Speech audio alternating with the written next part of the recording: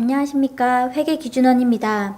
이번 요약 강의는 기업회계기준 해석서 제2116호 해외사업장 순투자의 위험회피에 대해 알아보겠습니다.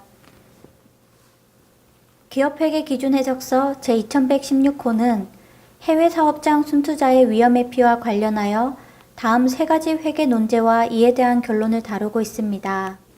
첫 번째는 위험회피 관계로 지정할 수 있는 회피 대상 위험의 성격과 위험회피 대상 항목의 금액에 대해 설명합니다.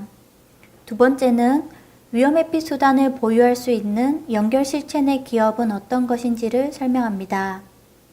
마지막으로 해외사업장의 처분 시점에 재분류 조정으로 자본에서 단기손익으로 재분류해야 하는 금액은 어떻게 결정되는지를 다루고 있습니다. 이번 강의에서는 이 논제들에 대한 결론을 설명드리기 위해서 해외사업장 순투자 위험회피의 배경과 용어의 정의, 사례도 같이 설명드리겠습니다. 먼저 이 해석서가 만들어진 배경에 대해 설명드리겠습니다. 오늘날 많은 기업들이 해외에 투자를 하고 있습니다.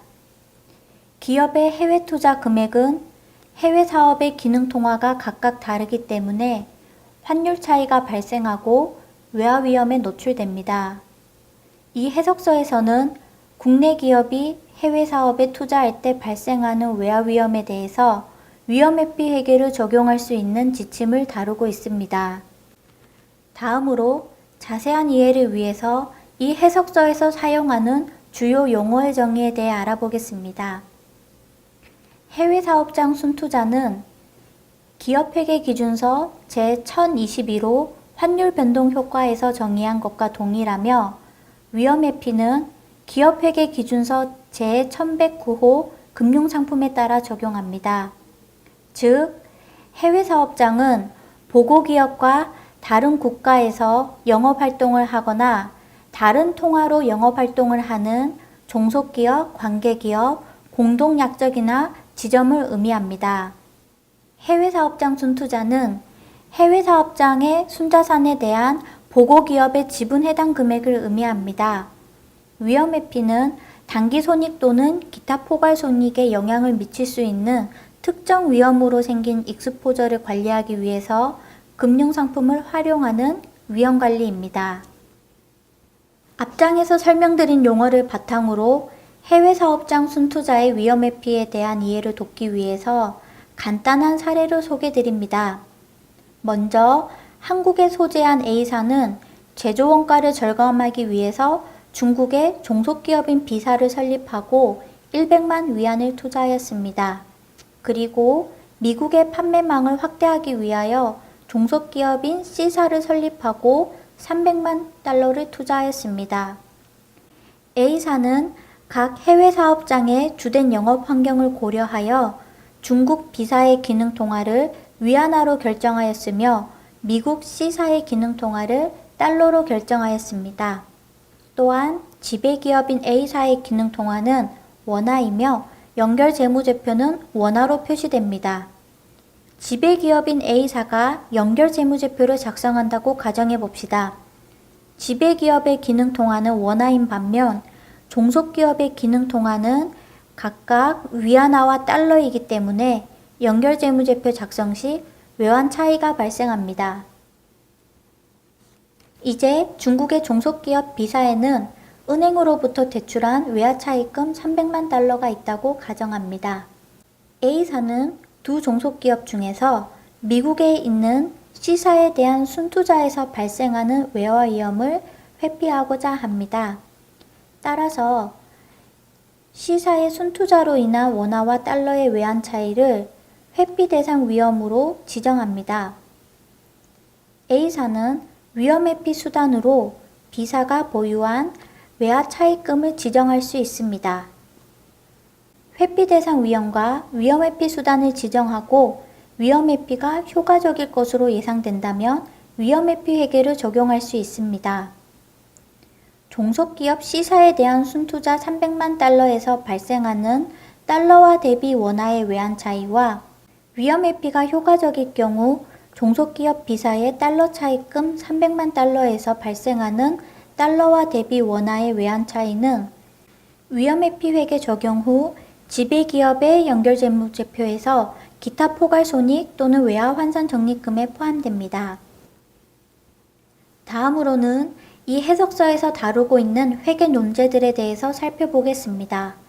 첫 번째로 위험회피 관계로 지정할 수 있는 회피 대상 위험의 성격과 위험회피 대상 항목의 금액은 어떤 것인지 알아보겠습니다. 회피 대상 위험은 지배기업의 기능통화와 해외사업장의 기능통화의 차이에서 발생하는 외환 차이인지, 지배기업의 표시통화와 해외사업장의 기능통화에서 발생하는 외환 차이인지에 대해 논의가 있습니다. 해석서에 따르면 지배기업의 기능통화와 해외사업장의 기능통화의 차이에서 발생하는 외환 차이에 대해서만 해외사업장 순투자의 위험회피를 적용할 수 있습니다. 이와 같은 결론의 근거는 표시통화로 금액을 표시하는 것은 지배기업에 경제적 영향을 미치지 않고 경제적 환율 위험은 표시통화가 아니라 둘 이상의 기능통화 간의 노출 정도에 대해서만 발생하기 때문입니다. 또한 위험회피 대상 항목 금액은 어떻게 지정해야 되는지 논의가 있습니다. 해석서에 따르면 지배기업의 연결재무제표에서 위험회피 대상 항목으로 지정할 수 있는 금액은 그 해외사업장의 순자산 장부금액보다 같거나 작아야 합니다. 즉, 지배기업 연결재무제표상 해외사업장 순장부금액 한도 내에서 위험회피 대상 항목 금액을 지정할 수 있습니다. 왜냐하면 해당 한도 내에서 위험회피 적용 요건을 충족할 수 있기 때문입니다. 다음으로는 지배기업이 간접으로 해외사업장을 보유하는 경우 회피 대상 금액은 무엇인지 알아보겠습니다. 즉, 해외사업장의 기능통화와 그 해외사업장에 가장 가까운 상위의 지배기업의 기능통화와 차이에서 발생한 외환 차이만 회피 대상 위험에 포함되는지, 아니면 해외사업장의 기능통화와 중간 지배기업이나 최상위 지배기업의 기능통화와의 차이에서 발생하는 외환 차이도 회피 대상 위험에 포함되는지에 대한 논의입니다. 즉, 이는 해외사업장 순투자를 중간 지배기업을 통해 보유한다는 것이 위험회피 관계액 지정에 영향을 미치는지에 대한 논의입니다. 해석서에서는 가장 가까운 상위의 지배기업, 중간 지배기업 또는 최상위 지배기업을 포함한 어느 지배기업이든 그 기업의 기능통화와 해외사업장의 기능통화 간 차이에서 발생하는 외화 노출 정도를 회피 대상 위험으로 지정할 수 있다고 설명하고 있습니다. 왜냐하면 순투자를 중간 지배기업을 통해 가지고 있더라도 최상위 지배기업의 외화 노출 정도에서 발생하는 경제적 위험의 성격에는 영향을 미치지 않기 때문입니다. 두 번째로는 위험회피 수단을 보유할 수 있는 연결 실체 내 기업에 대해 알아보겠습니다. 다시 말해 위험회피 관계를 성립시키기 위해서 순투자에 대해 위험회피하는 기업만 위험회피 수단을 보유해야 한다는 견해와 연결 실체 내의 기업은 어느 기업이든지 그 기업의 기능통화와 관계없이 위험회피 수단을 보유할 수 있다는 견해가 있습니다. 이 해석서에 따르면 연결 실체 내의 어느 기업이든지 위험회피 수단을 보유할 수 있습니다. 이런 결론의 근거는 보고기업은 개별 기업이 아닌 연결 실체이므로 위험회피 수단의 보유는 연결 실체 관점에서 판단해야 된다는 것입니다. 다음으로 위험회피 수단이 파생상품 또는 비파생상품인지와 연결 방법이 직접 연결법인지 단계 연결법인지에 따라 위험회피 효과의 평가에 영향을 미치는지에 대해 알아보겠습니다. 이 해석서에 따르면 위험회피 수단의 성격이나 연결 방법은 위험회피 효과의 평가에 영향을 미치지 않습니다. 다만 연결 실체의 위험회피 전략은 명백하게 문서화되어야 하고 위험회피 평가는 해당 문서에 따라 수행을 해야 합니다.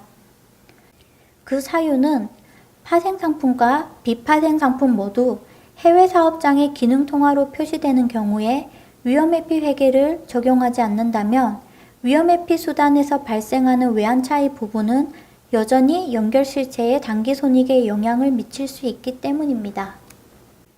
세 번째 논제로 넘어가서 해외 사업장의 처분 시점에 재분류 조정으로 자본에서 단기 손익으로 재분류해야 하는 금액은 어떻게 산출되는지 알아보겠습니다. 위험 회피된 해외 사업장을 처분하는 경우 지배기업의 연결재무제표상 자본에서 단기 손익으로 재분류해야 하는 금액을 위험 회피 수단과 해외 사업장에 대한 지배기업의 외화 환산 적립금으로 나눠서 살펴보겠습니다.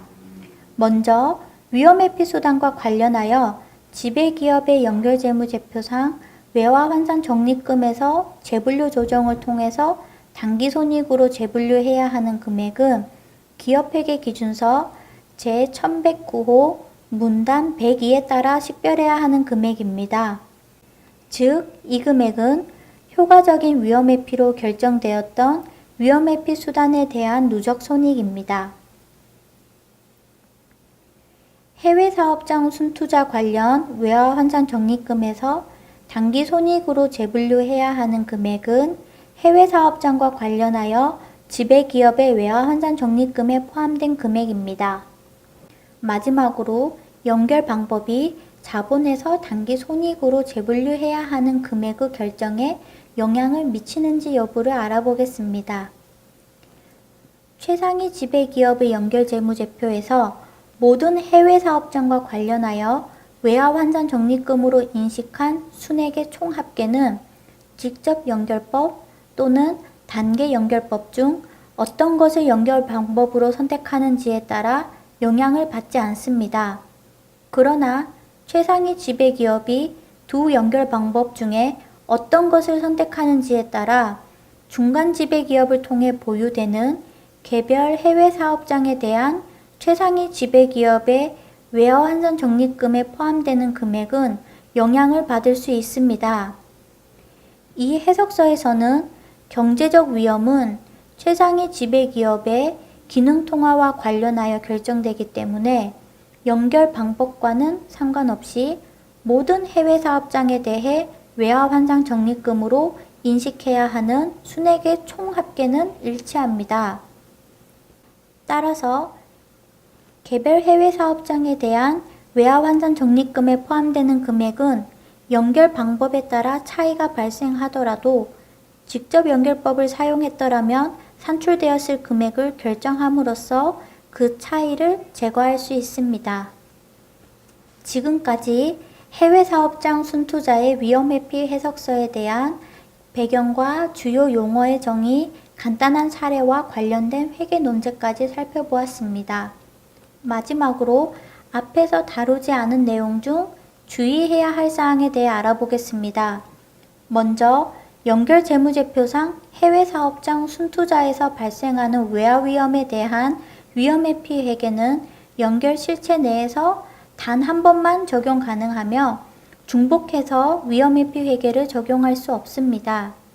다음으로 연결 실체 내 위험회피 수단을 보유할 수 있는 기업은 단일 기업만 가능한 것이 아니라 복수의 기업도 가능합니다. 이상으로 기업회계 기준 해석서 제2116호 해외 사업장 순투자의 위험회피 요약 강의를 마치겠습니다. 감사합니다.